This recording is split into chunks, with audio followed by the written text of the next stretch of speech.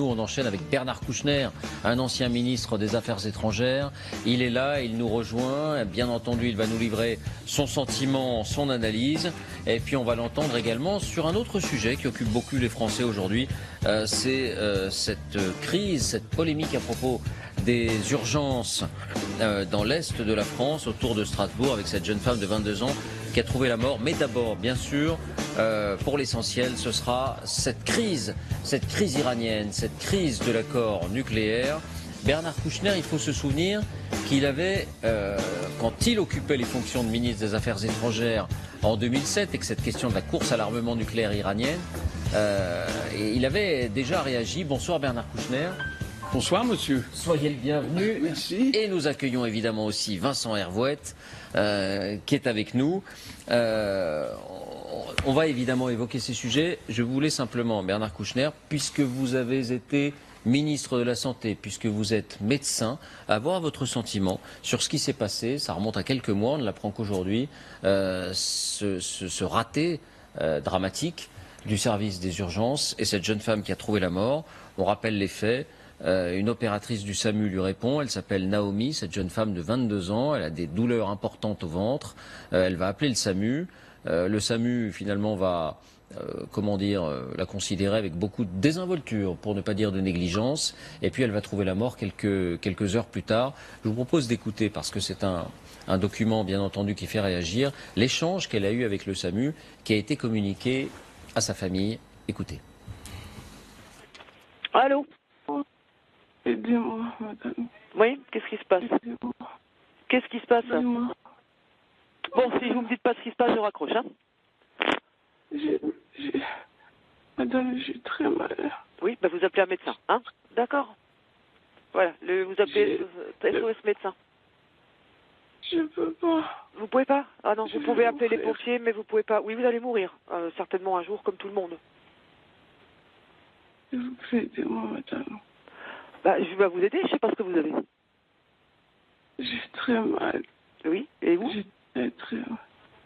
J'ai très mal au ventre.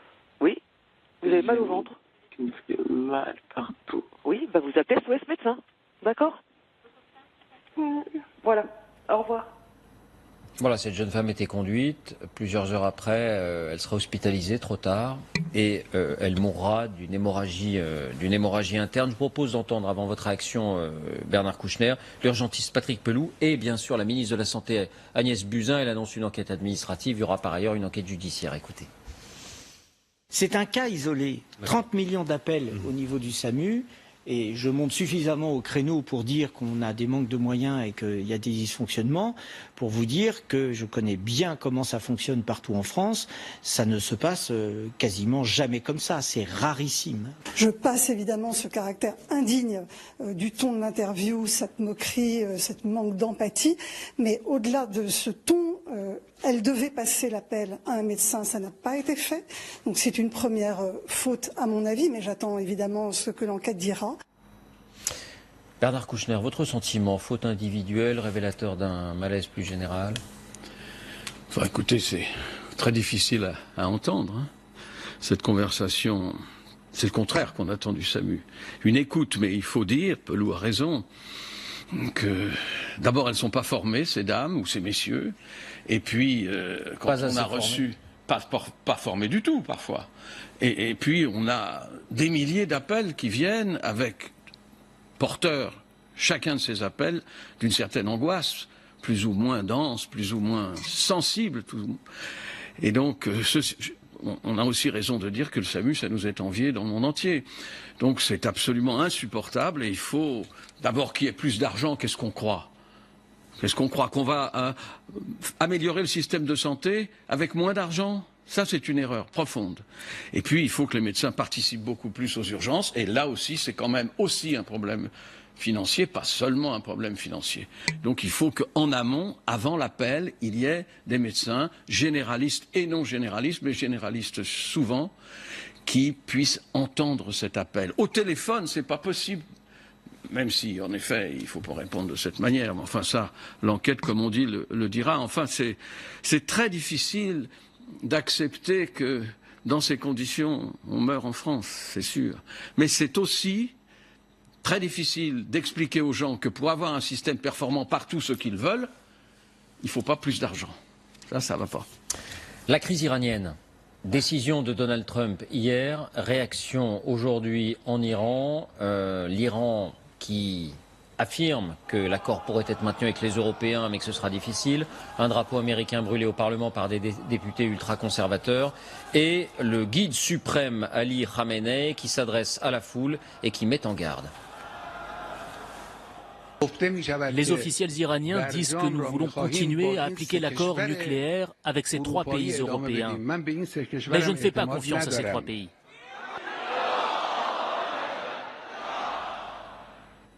Voilà, il dit, s'il donne des gages de confiance absolue, des garanties, on essaiera de maintenir cet accord. Sinon, on sent bien la tentation iranienne qui serait de relancer la course à l'arme atomique. Est-ce que vous craignez une escalade, Bernard Kouchner?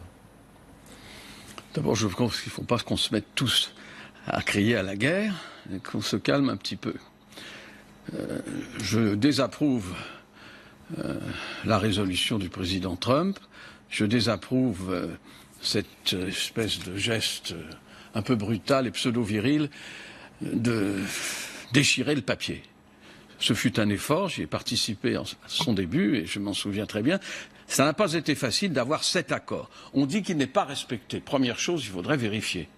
La Qui pourrait le vérifier? Oui, dit qu'il est respecté. Bon. Oui, elle le dit et d'autres disent. L'Agence internationale de l'énergie atomique. Oui, l'Agence internationale de l'énergie atomique dit ça et d'autres disent que ça n'est pas assez respecté, qu'on n'a pas fait attention au système balistique, etc. Attendez, je vais dire aussi qu'on ne va pas changer d'alliance, c'est pas ce qu'on nous demande. Nous allons soutenir l'Iran contre les États-Unis. Ne tombons pas dans cette hystérie-là. Mais je crois aussi que c'est une bonne occasion pour l'Europe de prouver qu'elle existe. Avec ces 3 pays qui sont déjà concertés, c'est-à-dire l'Angleterre, Brexit ou non, c'est-à-dire l'Allemagne et la France. Et finalement, ça donne raison à un peu de sagesse. Ne nous précipitons pas, il y a des enjeux immédiats sur la bataille conventionnelle, bombardement, Israël, l'Iran, la Syrie. Et puis, il y a aussi des enjeux à plus long terme sur le développement du nucléaire. Tout ça, il faut le coordonner. C'est la position de la France et ça doit être la position de l'Europe, alliée, mais on ne change pas d'alliance, avec les Russes et les Chinois qui ont signé ce traité aussi. Donc ça devient un peu symbolique. C'est la bonne occasion pour nous. Vincent. Alors moi, je vous écoute et bon, vous connaissez bien le Moyen-Orient, ça fait des décennies que vous allez là-bas. Il a toujours été entre 2 guerres. Oui. Il y a eu le Liban, il y a eu l'Irak, il y a la Syrie. Mais vous n'avez pas l'impression qu'il y a quelque chose de différent là qui est en train de se jouer, quelque chose de plus fondamental entre chiites, sunnites, arabes, perses, israéliens, iraniens, une espèce de grand règlement de compte que certains attendent et veulent. Ça doit être raison de plus pour être calme. Bien sûr, vous avez raison. Les chiites et les sunnites n'ont pas cessé de s'affronter. Et nous avons devant nous, avec les bombardements israéliens sur les bases iraniennes en Syrie, c'est-à-dire tout près de la frontière israélienne, ça va se développer, j'imagine, à la faveur de cette tension. Il y a une grande tension internationale, raison de plus pour être sage et pour offrir, non pas une solution tout de suite, ça ce serait prétentieux, mais une approche différente. Nous parlons avec tout le monde pour le moment. Ces pays européens parlent, oui, on parle avec l'Iran, il y a un voyage prévu, les contacts continuent, et je ne sais pas s'ils ont respecté complètement l'accord, je m'en méfie, mais en tout cas, c'est pas en déchirant l'accord que ça ira mieux, au contraire. En déchirant l'accord, on a l'impression, je peux me tromper, que le président Trump, parce qu'il y a eu, enfin il n'est pas encore terminé, mais l'exemple de la Corée, la fermeté, une espèce de décision, je vous ferai la guerre, j'ai un plus gros bouton. Ne sonnons pas à ça. Je veux dire, ça a marché. Hein, oui, ça a marché. Attendez, c'est pas fini, mais ça a marché. Mais ça a marché pourquoi? Parce que le président nord-coréen était très malin. Il a dit je ferai partie du club nucléaire et il en fait partie. Alors, c'est un exemple dans les 2 sens. Très dangereux, en effet. Mais en tout cas, ça n'était pas une raison pour, comme ça, jeter de l'huile sur le feu. Ça, c'est quand même très dangereux. C'est un revers pour Emmanuel Macron, qui avait mis beaucoup d'énergie à essayer de persuader Donald Trump et à devenir son ami, entre guillemets. mais ça servira. Bien sûr, il a été même extrêmement, comment dirais-je, souple, mais je pense qu'il a eu raison. Nous n'avons pas rompu, et au contraire, nous avons toujours de bonnes relations avec les États-Unis. Mais c'était utile de se montrer aussi amical? Oh, écoutez, aussi amical, il n'a pas demandé à ce qu'on les poussette. Hein, il a été amical, oui, et ils ont une bonne entente. Je pense qu'avec ce genre de président, j'ai pas dit personnage, il vaut mieux être comme ça, il vaut mieux aller un peu dans son sens et faire preuve d'une ouverture d'esprit et, disons, d'une appréciation à court terme des paroles qu'on entend. Oui, je pense qu'il a bien fait. Peut-être qu'on aurait aimé un peu plus de, comment dirais-je, de raideur ou un peu plus de conformisme. Je n'ose pas dire devant vous de diplomatie.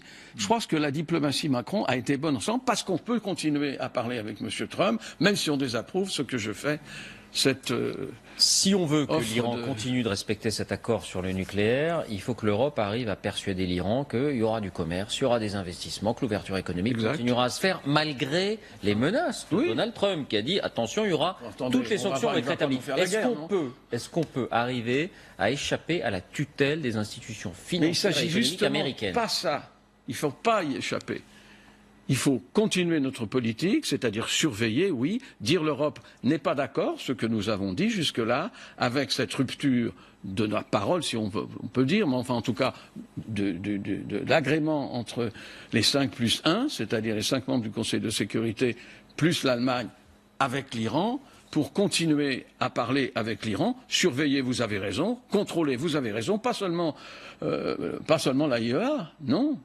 Nous aussi, pourquoi pas? Mais il peut y avoir un entreprises contrôle européen s'il est accepté. Il faut négocier. Si nos entreprises et nos banques sont sanctionnées par le Trésor américain, qu'est-ce qu'on fera? Ou la justice américaine? Mais nos entreprises innovantes ou pas ont déjà été sanctionnées par les Américains à propos de l'Irak et elles ont payé. Oui, je sais, il y a des risques, mais il y a des risques en politique. Hein. Et ça suffira, à votre avis, à désarmer Benyamin Netanyahou ou Mohamed Ben Salman, le prince héritier saoudien, qui veulent à tout prix maintenir l'Iran la tête sous l'eau? Je ne sais pas, je ne peux pas répondre par oui ou par non, mais c'est pour ça que j'ai voulu dire tout à l'heure qu'il y a des dangers immédiats dans le conventionnel, c'est-à-dire dans le fracas qui peut faire des dégâts. En Syrie, on peut encore faire plus de dégâts. Vous pensez quoi? La guerre au Liban? La guerre au Liban, pas forcément, mais au sud du Liban peut-être. En tout cas, le Hezbollah qui est possesseur, donné par l'Iran, de milliers de missiles. Et puis, la confrontation avec les bases iraniennes, avec l'Iran directement, avec les Pasdaran directement, qui sont installés en Syrie. Oui, ça c'est un premier danger. Et je pense qu'on va assister à une confrontation, je ne sais pas jusqu'à quel niveau, là, avec des armes conventionnelles. Et puis à terme, je pense que l'Europe doit dire très clairement, et doit faire très clairement, écoutez, nous ne sommes pas d'accord avec vous, nous restons bons amis, mais nous continuons à appliquer le pacte. Pas facile, hein. Je reconnais que c'est pas facile du tout, mais encore une fois, nous sommes les seuls à pouvoir faire ça. Oui. Bon, alors, la position de la Russie et de la Chine, évidemment, fait problème. Est-ce qu'ils vont se mettre en colère aussi? Je ne le crois pas. Ils n'ont pas intérêt. Vous faites confiance, vous, à Mohamed Ben Salman et à la révolution qu'il a instillée, ou est-ce que vous trouvez que ce prince fougueux et batailleur risque de mettre le feu, finalement, à toute la région? Le nouvel homme fort d'Arabie Saoudite. Je l'ai rencontré, mon cher, nous sommes parlé, c'est sûr.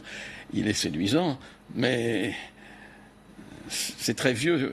Ils sont en train, dans la confrontation directe, là, de massacrer beaucoup les populations yéménites, et en plus, ça ne s'arrête pas. Je n'approuve pas cette guerre au Yémen entre d'abord l'Arabie Saoudite et évidemment l'Iran, avec des alliés de chaque côté. Non, faire confiance. Moi, je pense que la façon dont il a changé la donne était peut-être très courageuse, en tout cas très nouvelle.